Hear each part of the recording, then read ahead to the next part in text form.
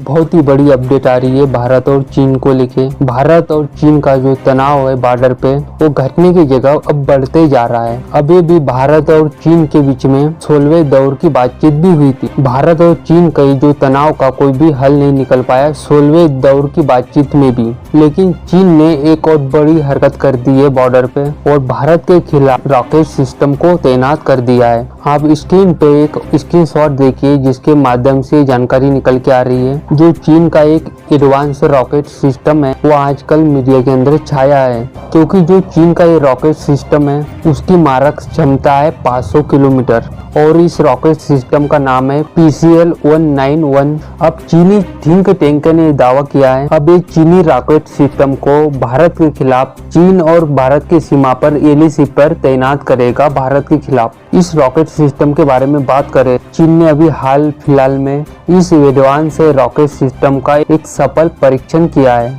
और ये अब तक का चीन का रॉकेट सबसे लंबी दूरी मार करने वाला रॉकेट सिस्टम है। इस रॉकेट सिस्टम के अंदर 8 की संख्या में 300 mm के बड़े रॉकेट फिट किए जा सकते हैं और जिनकी रेंज है 350 किलोमीटर। और इसके अलावा ये रॉकेट सिस्टम 2 की संख्या में 5 डेगर नाम की टेक्टिकल बैलिस्टिक मिसाइलों को भी ले जाने में भी सक्षम है, जिसकी रेंज बताई जा रही है 500 किलोमीटर के ऊपर। इस प्रकार से ये चीन का 191 रॉकेट सिस्टम है ये भारत के लिए बहुत ज्यादा घातक साबित होने वाला है। हालांकि भारत के पास भी इस हथियार से निपटने के लिए बहुत एडवांस लेवल की मिसाइलें है, हथियार है, लेकिन भारत के पास इजराइल के जैसा रेजर बीम वाला एयर डिफेंस सिस्टम आ जाता है तो चीन की इस रॉकेट के तोते ही उड़ सकते हैं, फिर ये चीन का रॉकेट कुछ नहीं कर पाएगा। लेकिन तब तक के लिए भारत के पास जो एयर डिफेंस सिस्टम है इसके लिए मिसाइलों की कई आवश्यकता पड़ेगी। 191 रॉकेट सिस्टम को काउंटर करने के लिए जो चीन का रॉकेट सिस्टम है तो उसको भारत की मिसाइलें काउंटर कर सकती है।